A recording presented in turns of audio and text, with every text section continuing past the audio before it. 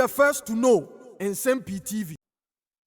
Engineer Kwabena Agyapong na ono etimi eka nipa du no a yetimi ekokoto won so aba a na won epese obetu franka ede ema NPP amaniku no na abato no etimi enya aba na wiye Dr. Bawumia ena etimi adi nkunim na eno ena Kwabena Agyapong se won nyina ebeka abom na won aye nipa ba because ono de why you ready say obeboa Dr. Bawumia na watimi awini 2024 election but His Excellency Nana Addo Dankwa Akufo-Addo nso e wasa ono nso etimi ehwe na oboa Dr. Bawumia because Dr. Bawumia vision no a ekura no ya ade se eso nanso e kame se nipa ba ko mienu bi ya obstacle a enye Dr. Bawumia nkwa ne hu a ontimi nka ho asem nipa bebere nso NPP amaniko ni nso omo nso hu a etimi eha omo na hwan na Kwabena Agyapong etimi eka ne ho asem yenkwanye nkotie Kwabena Agyapong. And when that drains from the system and people lose belief in those managing the economy, then you've got to stem the decline. So I thought, and I said it, that I think that the finance minister at that time in 2022 July should have done the honorable thing, gone to the president and to resign and thanked him for the opportunity. That's kind of Riata, and he still stand by that. Yes, so it's I don't want this to, sometimes people create the impression I have an issue against. I don't, so that is what I said at the time. You still stand by that? Of course, I think that the president can help Dr. Bawumia a lot. By? He can enhance his chances. By making certain changes. By letting Kenneth Riata go? I said making certain changes. But you asked that he actually bows out or goes out of government. I mean, yes, I said it. I mean, why? There's nothing wrong about that. I mean, he had stood in front of all Ghanaians and said that we were not going to the IMF and did a full U-turn in a couple of weeks. And I said, in any decent democracy, you stand down as a person. He chose not to go. I disagree with the president for not then taking the action to let him. And months down the line, the MPs, how many of them? 88. So I wasn't wrong. I was just having that foresight, months down the line. So these are difficult things that as Ghanaians, as party people, we have to deal with. And again, it's important that we have the humility to accept that we've been through a lot of difficult things, difficult times, challenges. And although the government has delivered on several fronts, we have to make truth our mantle as politicians and as Ghanaians. And the fact that we have to do things right for our people. I've always believed in economic management. What you need to do is to work hard to balance your budget. As a country, and it didn't start with this regime. We've been living beyond our means for donkey years. You understand? Economics is about just what you bring in, which is your revenue, and how you spend it. You understand? Economists will give you all the fancy language and the things, but most importantly, if you can control expenditure and prioritize properly, then you will not overburden your people by driving up revenue, especially with taxes.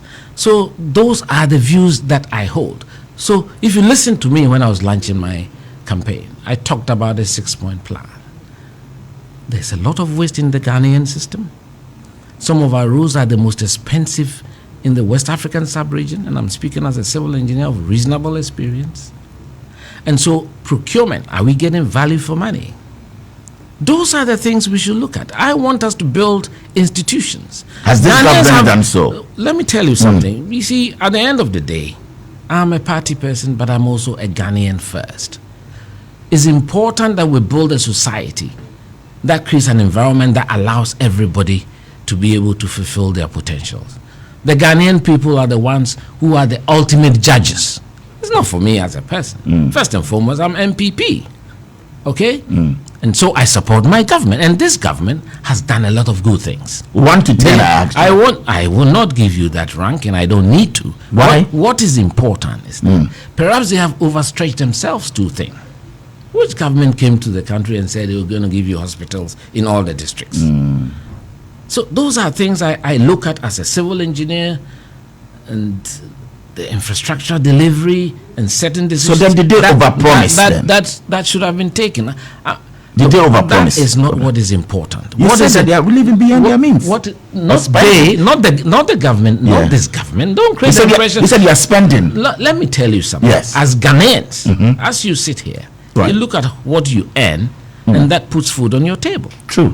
And I think that should be the guiding light for economic management.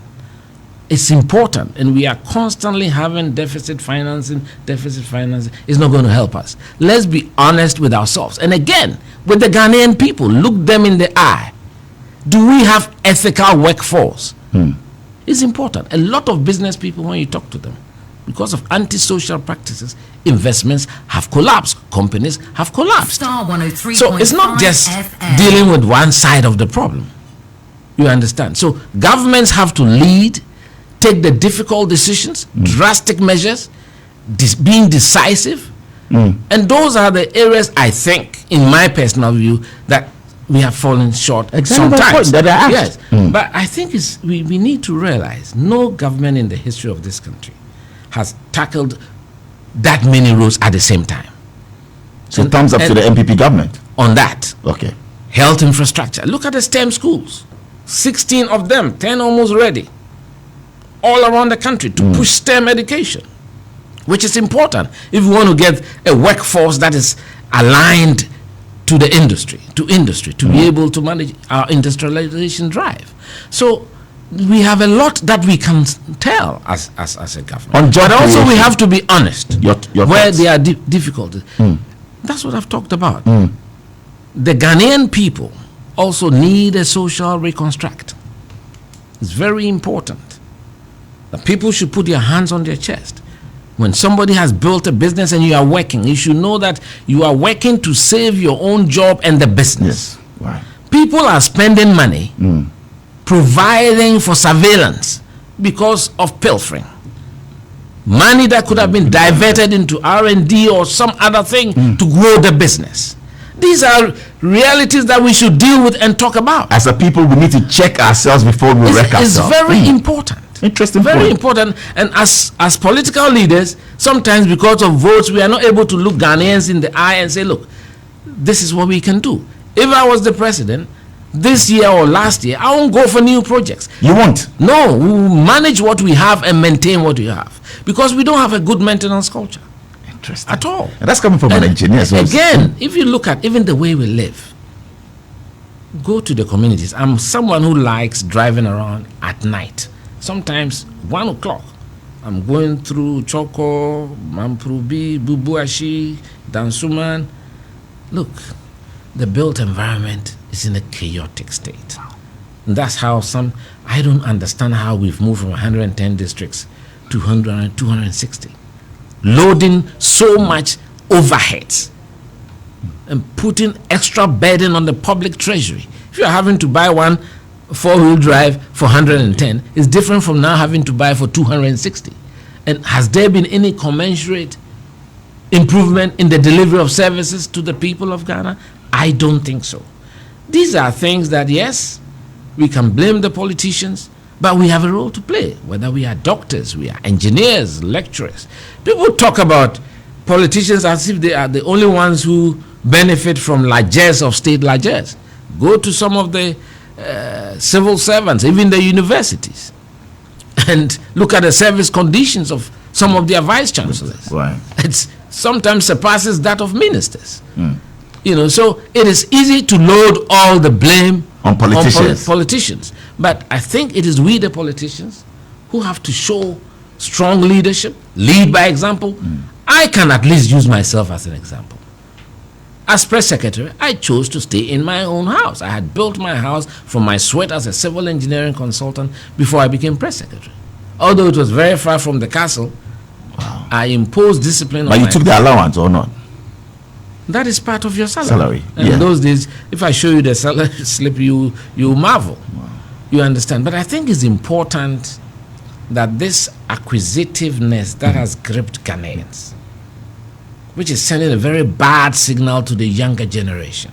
We as politicians should inspire the younger generation. Let them understand that there's beauty and a sense of fulfillment in sacrificing, in serving your country, in making the other person happy. It's not all about me, but better about the collective. That is, for me, what I need to fight on. In fact, I'm going to be an advocate for that, whichever role I play in my future. Crusader, indeed. Yeah. An insightful, moments here with you, and I can tell that you are passionate about it. I wanted to ask you about corruption and also galamsey fights by this government, but maybe we'll get your thoughts later. Over the weekend, we saw pictures, videos I watched of you on social media with Dr. Bawumia. Everywhere he goes, you were in Kumasi, and from KNUST graduation ceremony down to the Akwesi Day.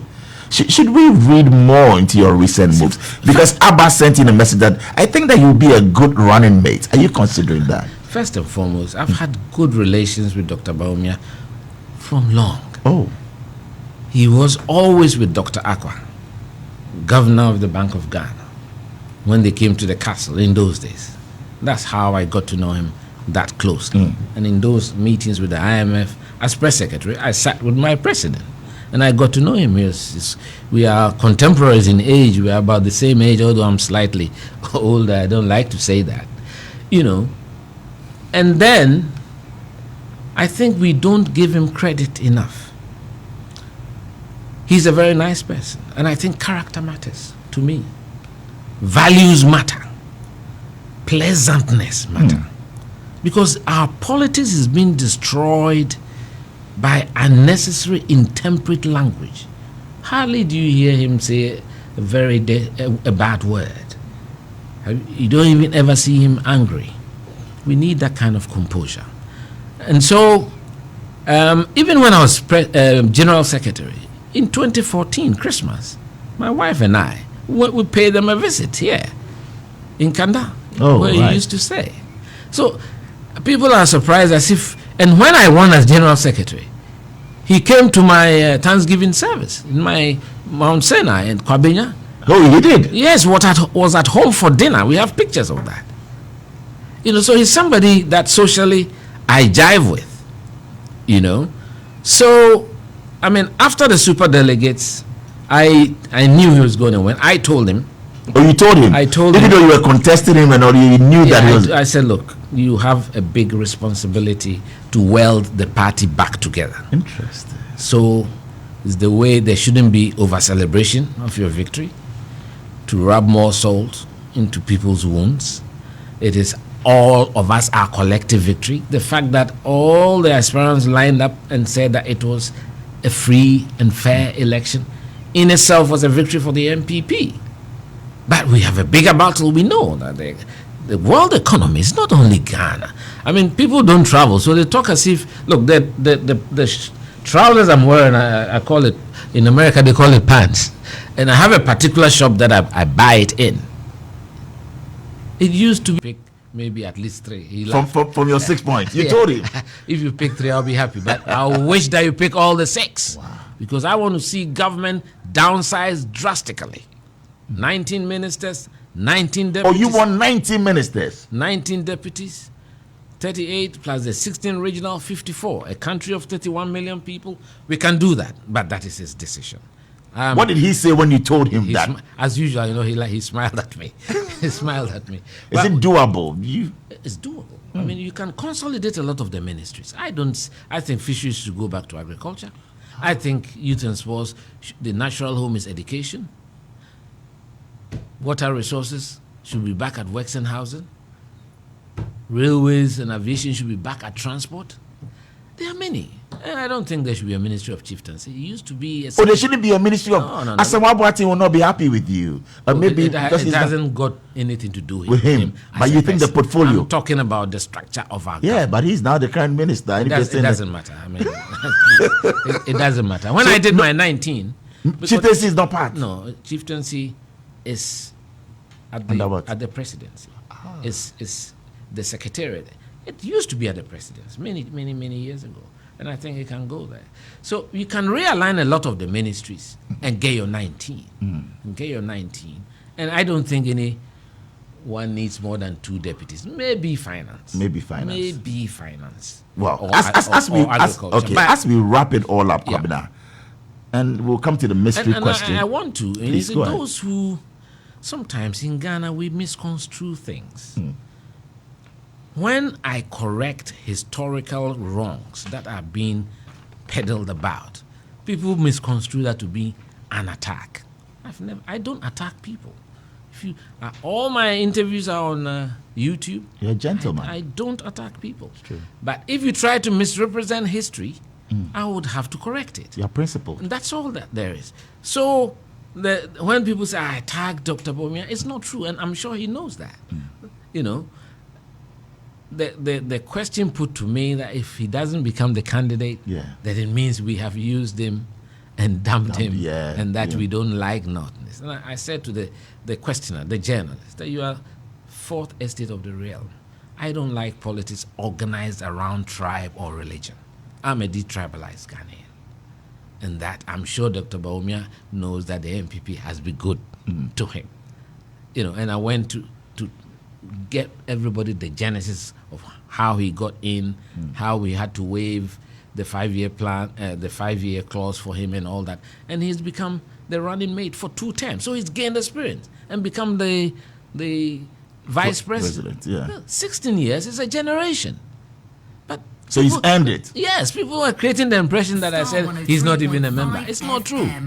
I had never said that. I said at the point that he came in, he was not. But it's been 16 years. Solid years. So now he's earned it. Well, let's move in. Poku, listening to us via Ultimate FM in Kumasi, says, impressed with Kwabena Agyapong. Bola, ask him again if he's actually, tapped to become the running mate. Why are you the media interested in always creating a circus? Well, people are saying that the home region Ashanti. No, I think the media is feeding fat of it.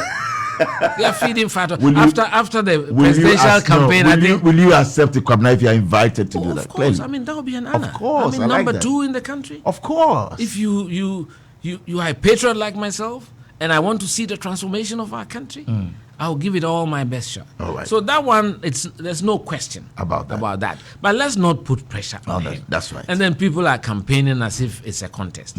It is his sole prerogative. He knows what he's about. And I think he'll be able to make a good choice for the country, for the party. Well said. So AC sending in this one, listen to us on Empire FM, says, Bola, ask him, is he impressed with our fight against corruption? The special prosecutor says the system is actively fighting against his work to stem corruption. Took aim at the judiciary and the political